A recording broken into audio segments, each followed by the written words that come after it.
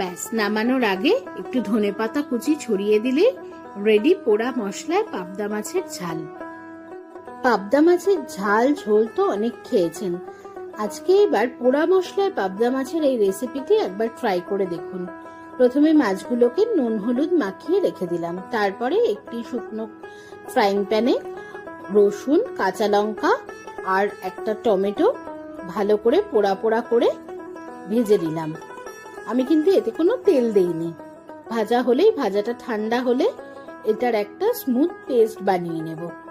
তারপর ওই ফ্রাইং প্যানে দিয়ে দেব বেশ খানিকটা তেল। তেল গরম হলে পাবদা মাছগুলো ছেড়ে দেব। হালকা এপিট ওপিট হালকা ভাজা হলে মাছগুলো তুলে নিলাম।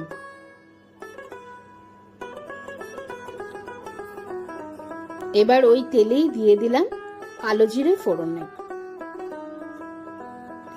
তারপরে এই পেস্টটা দিয়ে ভালো করে নাড়াচাড়া করে কষাতে হবে। এর মধ্যে দিয়ে দিলাম হলুদ গুঁড়ো, লঙ্কার গুঁড়ো আর নুন। মশলা ভালো করে কষানো হয়ে গেলে তার মধ্যে ভেজে রাখা পাবদা মাছগুলো দিয়ে ওপর থেকে একটু গরম জল দিয়ে দিলাম। তারপর সামান্য চিনি আর কয়েকটা চেরা কাঁচা লঙ্কা দিয়ে একটু ঢেকে দেব। মাছগুলো মাঝখানে একবার উল্টে দেব।